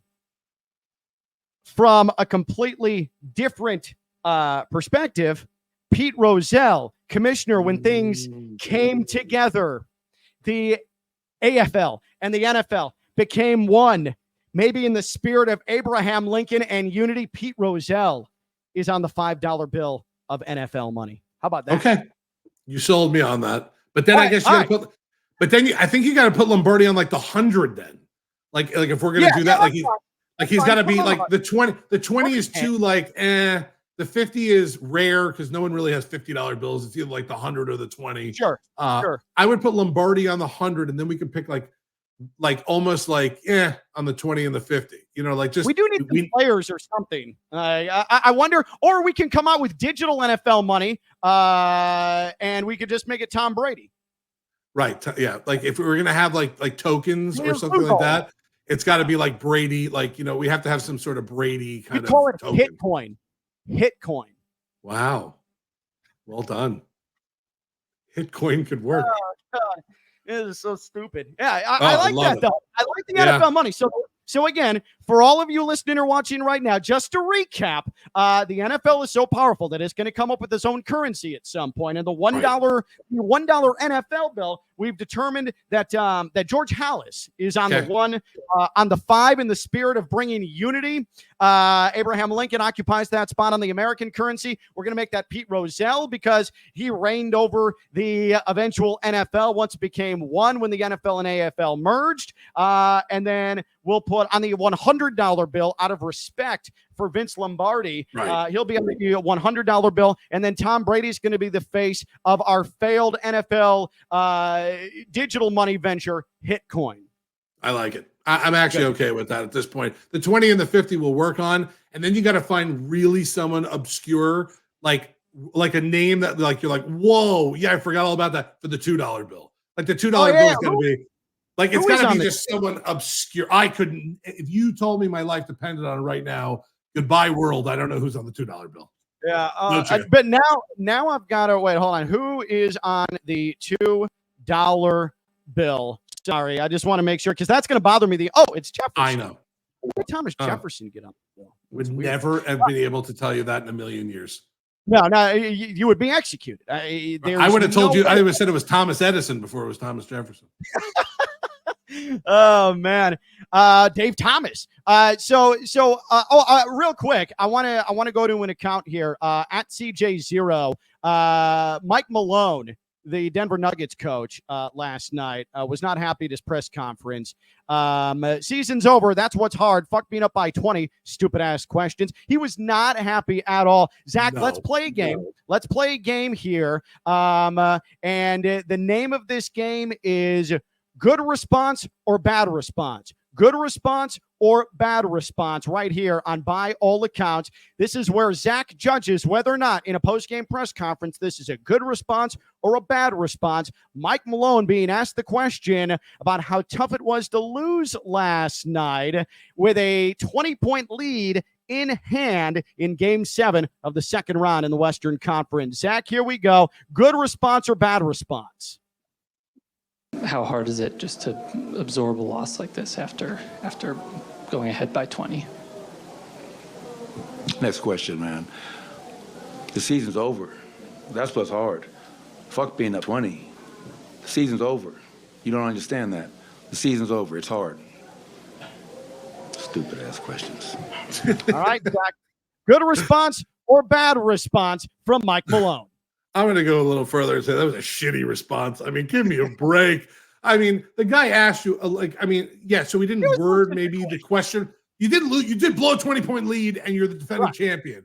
Like, I know the season's over. Coach, we get it. You lost. It was Game 7. Season's over. That's fine. Let's go back to my original question now. How does it feel at this point knowing your team blew a 20-point lead with the Joker, with Jamal Murray, the 3-time MVP? Like, you guys had it in the bag, and you lost the game. Okay, it feels shitty. That's fine. Answer, we feel shitty right now. We feel terrible. This is not the way we wanted the season to end. This sucked. We were up 20. We should have won that game. This sucked. Not bad question or what the season's. We know the season's fucking over. You just lost Game 7. I get it. What is your first thought that came to mind? I'm not going bad. I'm going shitty at this point. Not that he needed to justify, because in that kind of situation, we've been in that kind of locker room. We've been in that interview room after a bad loss for any of the teams we've covered, and we get it. The coach doesn't want to hear it. But at this point, coach, you were up 20. You blew it with the defending champion. Your first thing right now in your mind is what? Not the season's fucking over. Dumb question. Stupid response. I get it. You're emotional after the game, but you're going to look. He's going to look back at that in 2 weeks and be like, you know what? He's never going to apologize for it, but in the back of his head, he's like, I probably could have handled that a little better. I don't know. He's the same guy who got mad at someone for calling him Michael and called out the Lakers at the Nuggets championship parade. And the question was fine. Yeah. The response was also fine, I thought, up until stupid-ass question. That wasn't a stupid-ass question. It's not a stupid-ass question. You blew a 20-point lead. You got Joker. You got the MVP. You were up 20 on a Minnesota team and you, at home also. Like, this is not, give me a break. Like, you should have won that game. You blew that game. Your team blew the lead. That's how you answer that question. Can you imagine Spo being asked that question? I know me and you covered Spo a million times, but imagine Spo. The only other person I would want to answer that question just to see his response is Greg Popovich. That's it. That's the only other person I would want to see. I'd like to compare that answer by all three guys and then put them in order, and I still think Malone would be third on every list. So that's our debut of good question, bad question, or good response, bad response. See, it's so new, I don't even remember what I made up. Good response, bad response. And I answered shitty response, so there you go, right there. I ruined it to start off with. Yeah. Zach gave shitty. We're off to a huge start. Let's go to our next account, by all accounts, at EA Sports College. And that's Albert, right? You're a Florida alum. His name is Albert. Yes. And he has a wife, right? He has a side piece. Yeah, I forgot her name. It's an Al also. It's like Alfie or something like that. Yeah. Bring glory home, coming July 19th. Pre-order now. This, of course, the brand new EA Sports College football game, resurrecting the popular game. It has been many years, NIL in tow, and it returns to our screens in, just about 2 months' time at this point. I got to be honest, I'm not the biggest video game head. I'm excited that people are excited. God's honest truth. I'm excited that this is going to exist. I played plenty of, what would it have been? College football 2005 when I was in college, and I played as Illinois. Brandon Lloyd was on that Illinois team, by the way. Look at that. Well done. And won a lot of Big Ten titles and Rose Bowls as Illinois. But it's been a long time since I really dug in like that with video games. That includes even Madden. So I'm excited. People are excited, but I do know that I am going to get this because I don't want to miss the party, and I'm going to win so many goddamn national championships with Florida Atlantic. It's going to make your head spin. Oh, I can't. I'm actually very excited to see your full seasons and franchises and all that stuff when it comes. Tom Herman is going to be coach of the year every damn year. Right. He's going to go down as the greatest college football coach of all Hell time. Move over, Saban. Right, 6 straight national championships right. for the Fighting Owls in Boca. And he's staying in Boca. He's not going anywhere. He's staying in Boca. No. Contract extension every other year to make sure he stays there. Hell yeah. 2014, this game left the video game community. We're talking 10 years since this game has been out. People have been dying for this game for a long time.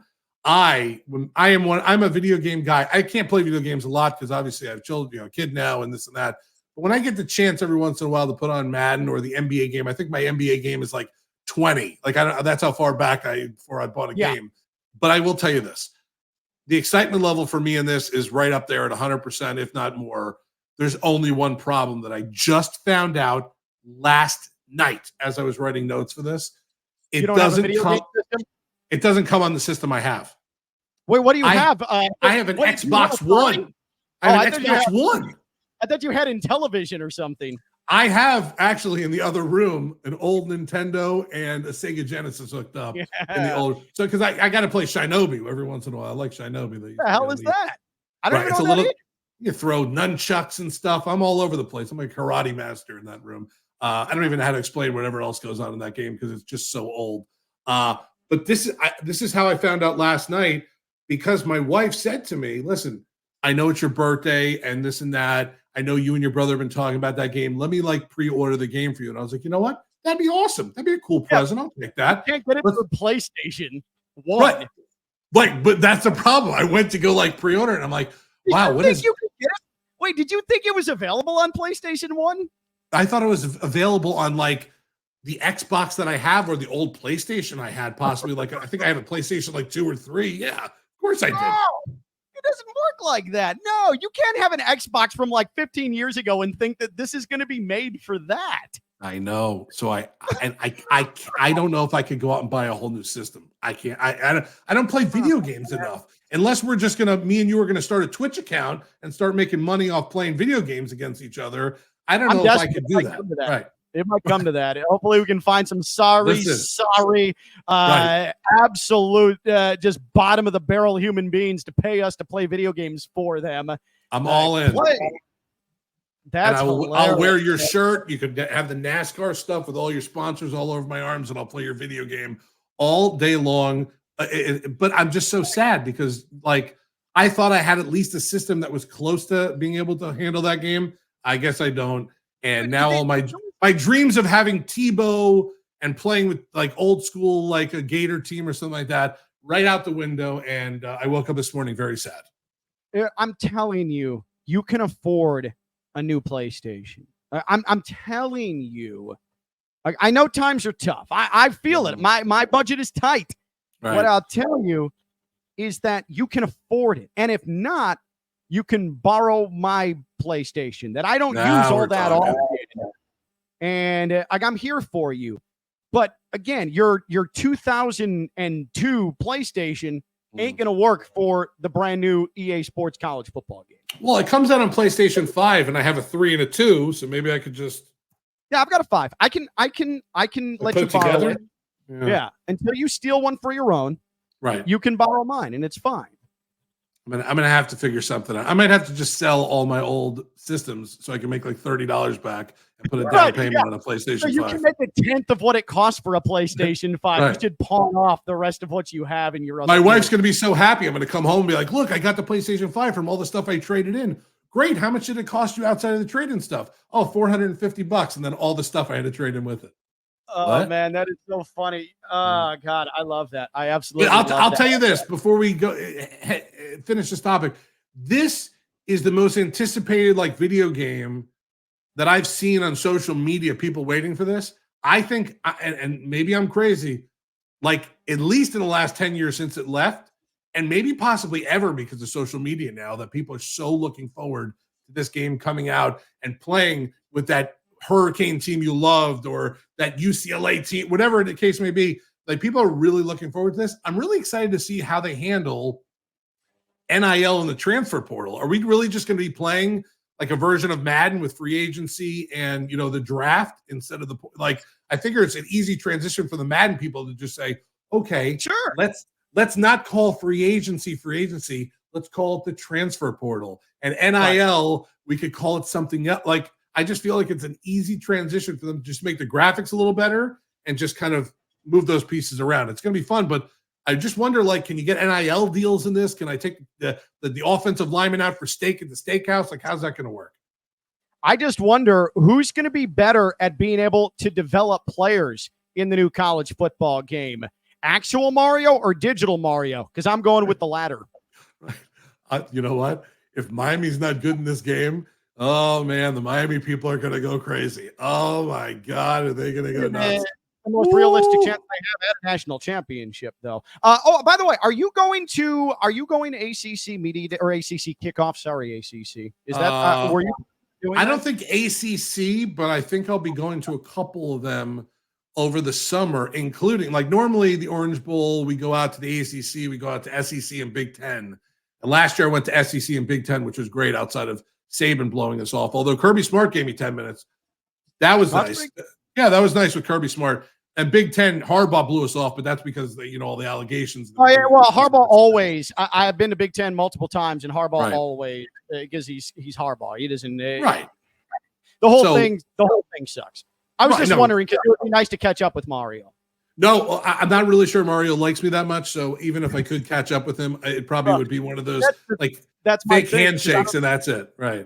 Well, that's why I was asking, because I don't think he likes me very much either, and I was just going to try to get to him through you. So it looks like we're just completely screwed in this endeavor. No, first interview we had with Mario when he took the head coaching job, I brought up an article, and then my relationship with him at 18 minutes into our relationship was gone. So I'll just leave it at that at this point. The only good thing about those media days, and I know Ken's been to a couple of them also, that this year it's possible, and I'm really pushing for the Big 12 media day, not because I care about anything in the Big 12, but it's in Vegas for 4 days. Oh, yeah. Oh, that's another thing we should talk about later this week. I'm legitimately sad that the Mirage is closing down. I know. Is that where they're going to put the new Guitar Hotel? Is that what's going there? Yeah, that's what that is. We'll talk about that, because I have fond memories of the Mirage. I couldn't give two damns about Tropicana, where they're putting the A's. Right. Who cares? Right. That's a different story, man. That's a whole different story. We started the show talking about, when have you lied to yourself as a sports fan? Let's wrap things up with some of the feedback from this. When have you lied to yourself as a sports fan? At Sweep the Leg 337, as an FSU fan, the offseason before year 2 of Willie Taggart. Yeah, there was a lot of trying to explain away year 1. I would argue, by the way, in the history of college football, there has been no greater hype up to the top of Mount Everest or K2, Himalaya level hype, into deflated to the bottom of the Pacific Marianas Trench happened in an all-one game than Willie's debut at Florida State when Virginia Tech came in and beat them. That's the most ascension to descension, high to low in the history one game of college football. Am I wrong on this? No, because after 60 minutes of football, they already wanted him fired. I mean, it took 60 minutes of football for him in Florida State for them to say, we got to get a new guy. Listen, I grew up in the Orange Bowl, and I went to the University of Florida. There's one constant enemy with those two, with Florida State. Whenever there's controversy in Florida State, whenever there's something like that, I just sit back, take a drink, and laugh at the whole thing. So that was awesome. I have to be careful. I like Willie Taggart, the person. I got to know him very well in his time at FAU. He still follows me on Twitter, so I really need to be careful. But even I can acknowledge, didn't go so well at Florida State with Willie Taggart. Don't read my tweet. Really. Yeah. And then, when have you lied to yourself as a sports fan? Mr. Irish Chacon at Hakeem the Lean. Hassan Whiteside was worth the max. Didn't you see the triple doubles with blocks? All right. Let me defend the Heat for a second. Was it a bit of a stretch giving him the max? Sure. But in that day and age, post Big 3 of the Heat, they desperately needed somebody to latch on to as Heat culture, get after it, grind it out defensively type of guy. They needed someone to give the max to, and he's the one that he was the feel-good story. Remember, he came out of nowhere, and he's rebounding and blocking shots, and he was a big part of the Heat being respectable it was just bad timing because the Heat were in a bad position with the departure of Chris Bosh, and they're just sort of existing and piecing a Spo special roster together where Spo is just like mad scientisting this entire thing into a potential playoff team. And so Hassan's there, and I just feel like they sort of got backed into having to give him the max. They could not have foreseen that he was just going to end up being wildly lazy and inconsistent and not coachable. He was not those things, at least openly, before the money came, but he was definitely the first big post-Big Three mistake for Pat Riley. I think we can all agree on that. So I don't know if it's 100%. Fair to say you were lying to yourself. After the contract, though, I think a lot of us spent a long time lying to ourselves that max contract was worth it for Hassan Whiteside. Well, I think, you know what? When you saw the way he played before the contract and the fact that, like you said, you're now in this post Big Three era, and you're trying to latch onto somebody, you're trying to figure out somebody. He was a great story before he got his contract. He was coming in here and giving you triple doubles. He was giving you double doubles every night. Maybe you could build around this guy. Maybe he could be humble and really be a star for this team for the next couple of years. It's possible. Sure, let's see what happens. And if you didn't give him that money, by the way, another team that day would have given him the same contract. Dallas or one of these teams would have given. And then you would have had Heat fans going, I can't believe you let this guy go. We had this guy locked up. He could have stayed here for 4 years. But you're right. You hit it on the nail of the head. Nobody knew when this guy got his contract that next morning he would turn into a lazy piece of shit, and he did. That's what ended up happening. He did. And I like Hassan Whiteside. I actually think imagine, close your eyes, well, unless you're driving, close your eyes for a second and think about the way he played before the contract and the way he acted. Alonzo Mourning with a personality. And it kind of was like, wow, this guy could defend. He could score a little bit. This is great. And then he got his contract, and we saw videos about cheesecake in his mansion or whatever it was. And I knew at that point, oh, shit, we done screwed up. We done screwed up. Right. I don't want a guy who just got the max to be tweeting relatable things or Instagramming relatable things like cheesecake. I want to see a Jimmy Butler-esque working out, strictly focusing on playing cards, then going to practice. I prefer that for a guy who's getting the max. Right. Zach, that'll do it for us on our maiden voyage of By All Accounts. YouTube.com/@AllAccountsShow. Subscribe to this. YouTube.com/@AllAccountsShow. Full show, clips, the entire thing there for your consumption. And don't forget to follow on Twitter @AllAccountsShow, Instagram @AllAccountsShow. And just for good measure, on Twitter, I am @KLVSays and Instagram @KenLavica. Zach is @Zach Krantz on both Twitter and Instagram. I got lucky. Like I must have jumped on before the others, because there's 3 other Zach Krantzes out here that I still get their email. So around the country. Oh, I got invited to a bachelor party. Someone has like a dot in the Zach Krantz email, and I somehow got it. And I confirmed that I would be there in Vegas for their bachelor party. I have no idea who these guys are. Did you go? No, it's coming. I think it's going on in like 2 months. Oh, okay. I told them I would be there. Right. I'm telling you, you absolutely should be going to. Right. I think I might just show up and be like, dude, I'm Zach Krantz. You emailed me. Like, what do you mean?